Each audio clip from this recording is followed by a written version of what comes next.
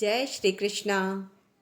वैशाख मास में शुक्ल पक्ष में आने वाली एकादशी को मोहिनी एकादशी के नाम से जाना जाता है। ऐसा कहा जाता है कि मोहिनी एकादशी का व्रत रखने वाले व्यक्ति को मोह माया के जंजाल से मुक्ति मिल जाती है और उसे मोक्ष की प्राप्ति होती है। माना जाता है कि इस एकादशी का व्रत करने वाले के लिए कई जन्म के पाप स्वतः ही नष्ट हो जाते हैं। आइए सुनते हैं मोहिनी एकादशी की व्रत कथा को। लेकिन उससे पहले सुनते हैं कि इस एकादशी का नाम मोहिनी क्यों पड़ा। जब समुद्र मंथन हुआ था तो अमृत प्राप्ति के लिए देवताओं और असुरों में इसे पाने की होड़ मच गई। ताकत के बल पर असुर देवताओं से अधिक बलशाली थे। देवता चाहकर भी असुरों को नहीं हरा पा रहे थे। सभी देवताओं के आग्रह पर भगवान विष्णु ने मोहिनी रूप धारण किया और असुरों को अपने मोह माया के जाल में फंसाकर सारा अमृत देवताओं को पिला दिया। इससे सभी देवताओं ने अमृत पिया। यही वजह है कि इस एकादशी को मोहिनी एकादशी कहा जाता है। आइए सुनते हैं मोहिनी एकादशी की व्रत कथा को। एक बार धर्मराज युधिष्ठिर ने भगवान श्री कृष्ण से कहा, हे प्रभु, मैं आपको नमस्कार करता हूँ। आपने वैशाख मास के कृष्ण पक्ष की एकादशी अर्थात वरुथनी एकादशी के बारे में विस्तार पूर्वक बताया है। अब आप कृपा करके वैशाख शुक्ल एकादशी का नाम और उसकी कथा बताइए तथा यह भी बताइए प्रभु कि इसकी विधि क्या है।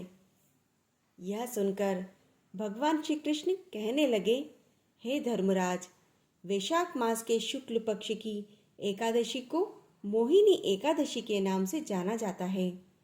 मैं आपको इसकी कथा सुनाता हूँ, जिसे महर्षि वशिष्ठ जी ने श्री रामचंद्र जी से कहा था। हे राजन, आप ध्यानपूर्वक सुने। एक समय की बात है, श्री रामचंद्र जी ने महर्षि वशिष्ठ जी से कहा, हे गुरुश्रेष्ठ, मैंने जनक नंदिनी सीता जी के वियोग में बहुत कष्ट भोगे हैं, अतः मेरे कष्टों का नाश किस प्रकार होगा। आप मुझे कोई ऐसा व्रत बताएं जिससे मेरे सभी पाप और कष्ट दूर हो जाएं। इस पर महर्षि वशिष्ठ जी ने कहा, हे श्री राम, आपने बहुत ही उत्तम प्रश्न किया है। आपकी बुद्धि अत्यंत कुशाग्र और पवित्र है। आपके नाम से स्मरण मात्र से ही मनुष्य पवित्र हो जाता है। आपने लोकहित में बड़ा ही अच्छा प्रश्न पूछा है। मैं आपको एक एकादशी व्रत का महात्म्य सुनाता हूँ। वैशाख माह के शुक्ल पक्ष की एकादशी का नाम मोहिनी एकादशी है। इस एकादशी का उपवास करने से मनुष्य के सभी पाप और कलेश नष्ट हो जाते हैं। इस उपवास के प्रभाव से मनुष्य मोह के जाल से मुक्त हो जाता है। अब आप इसकी कथा को श्रद्धा पूर्वक सुनिए। प्राचीन समय में सरस्वती नदी के किनारे भद्रावती नाम की एक नगरी थी। उस नगरी में दूतिमान नामक राजा राज्य करता था। उसी नगरी में एक वेश्य रहता था जो धन धान्य से पूर्ण था। उसका नाम धनपाल था। वह धर्मात्मा और नारायण का भक्त था।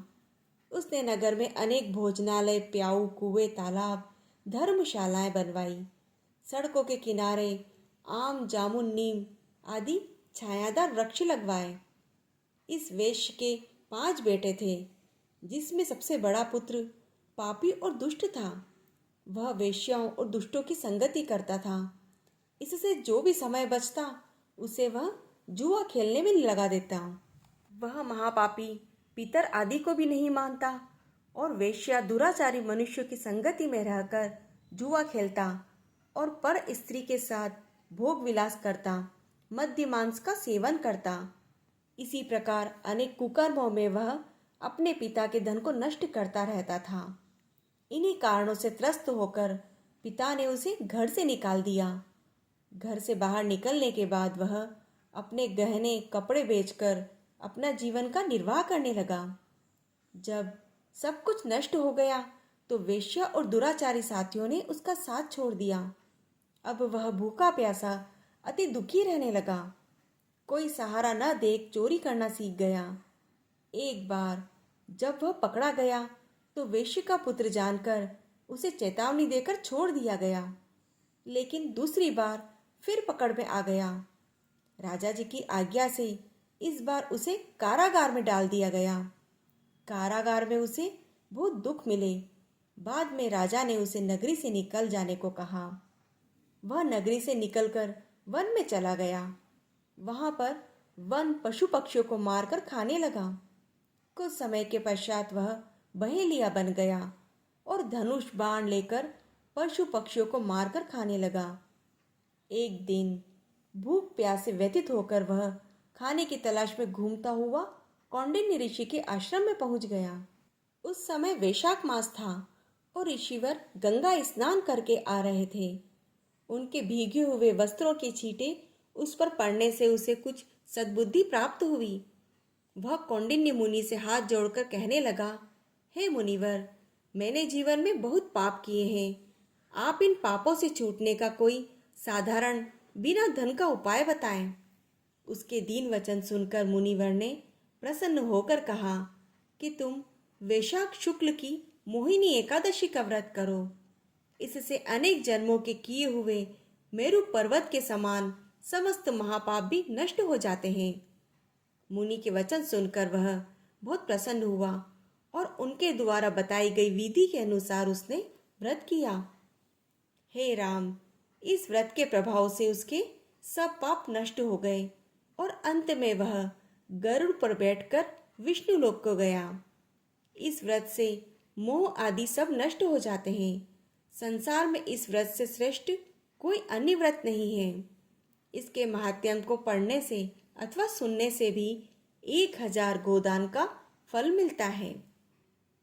इसी प्रकार की अन्य एकादशी कथाओं का आनंद लेने के लिए आप इस चैनल को सब्सक्राइब जरूर करें और इस कथा को लाइक व शेयर करें।